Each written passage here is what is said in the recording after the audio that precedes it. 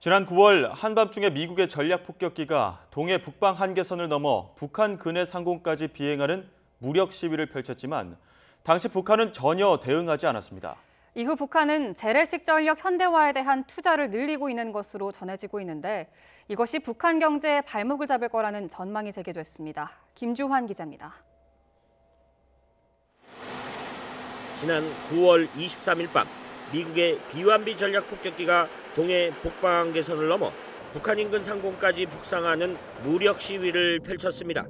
이 사실을 전혀 모르고 있었던 북한은 미국의 발표 이후 전투기들을 동쪽으로 이동 배치하는 등 부산을 떨었습니다.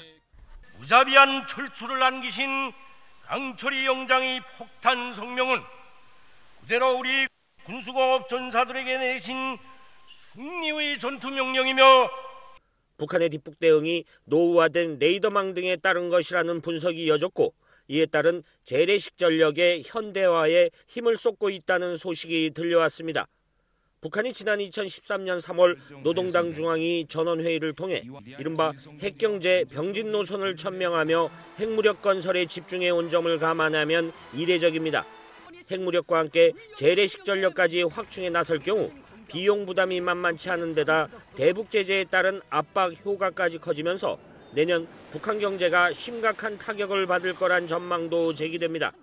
결국 지속적으로 핵무력 건설 강화와 재래식 무기를 강화하는 쪽에 계속 양쪽의 투자를 늘려가는 입장에 있기 때문에 또 핵과 탄도미사일 운영을 맡고 있는 북한 전략군에 대한 월등한 처우가 오히려 대다수의 북한군에 대한 역차별로 작용하고 있는 것으로 알려지고 있습니다.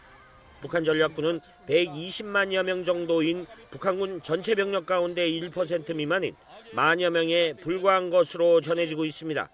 YTN 김주환입니다.